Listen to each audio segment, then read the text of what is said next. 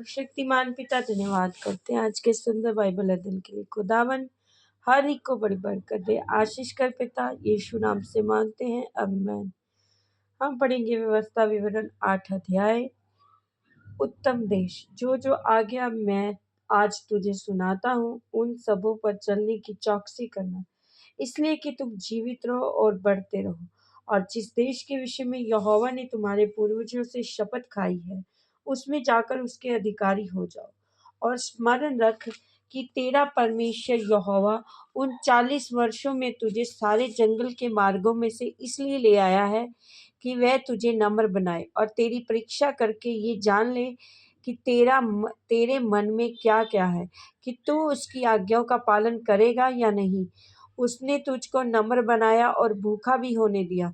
फिर वह मन्ना जिसे ना तो तू और तेरे पुरखा जानते थे, वही तुझको खिलाया, और इसलिए कि वह तुझको सिखाए कि मनुष्य केवल रोटी से ही नहीं जीवित रहता, परंतु जो जो वचन यहोवा के मुंह से निकलते हैं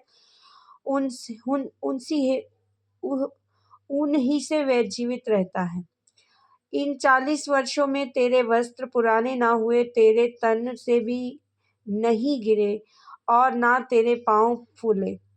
फिर अपने मन में ये विचार कर कि जैसा कोई अपने बेटे को ताड़ना देता है, वैसा ही तेरा परमेश्वर यहोवा तुझको ताड़ना देता है।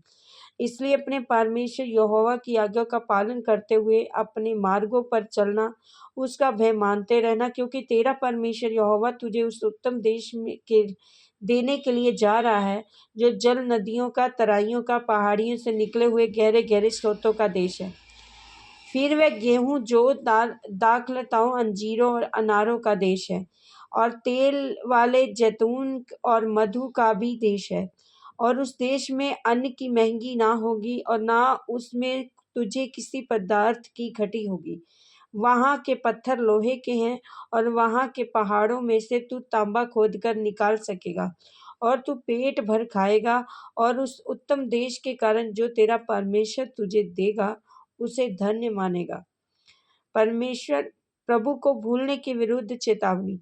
इसलिए सावधान रहना, कहीं ऐसा न हो कि अपने परमेश्वर को भूलकर उसकी जो जो आज्ञा, नियम और मैं विधि आज तुझे सुनाता हूँ उनको मानना छोड़ दे। ऐसा न हो कि जब तू खाकर तृप्त हो और अच्छे अच्छे घर बनाकर उनमें रहने लगे, और तेरी गायें, भेड़ बकरियों की बढ़ती हो, और तेरा सोना चांदी और तेरा सब प्रकार का धन बढ़ जाए, तब तेरे मन में अहंकार समा जाए और तू अपने परमेश्वर यहोवा को भूल जाए, जो तुझको दास्तव के घर अर्थात मिस्र देश से निकाल लाया है, और उस बड़े और भयानक जंगल में से ले आया है, जहाँ तेज विष वाले सर्प और बिच्छू हैं।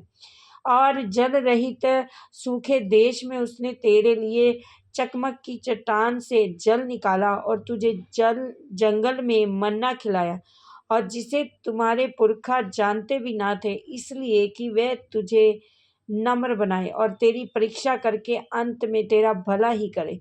और कहीं ऐसा ना हो कि तू सोचने लगे, ये संपत्ति मेरे ही सामर्थ्य और मेरे ही भुजबल के मुझे प्राप्त हुई, परंतु तू अपने परमेश्वर यहोवा को स्मरण रखना, क्योंकि वही है जो तुझे सम्मति प्राप्त करने की सामर्थ इसलिए देता है कि जो वाचा उसने तेरे पूर्वजों से शपथ खाकर बांधी थी उसको पूरा करे, जैसा आज प्रकट है। यदि तू अपने परमेश्वर यहोवा को भूलकर दूसरे देवताओं के पीछे हो लेगा, उनकी उपासना और उनको दंडवत करेगा, तो मैं आज तुमको चेता देता हूँ कि तू निसंदेह नष्ट हो जाओगे।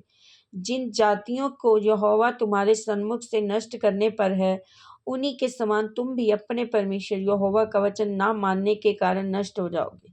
इस वचन के द्वारा प्रभु ब्लेस करेंगे। आमीन। सबको अच्छा।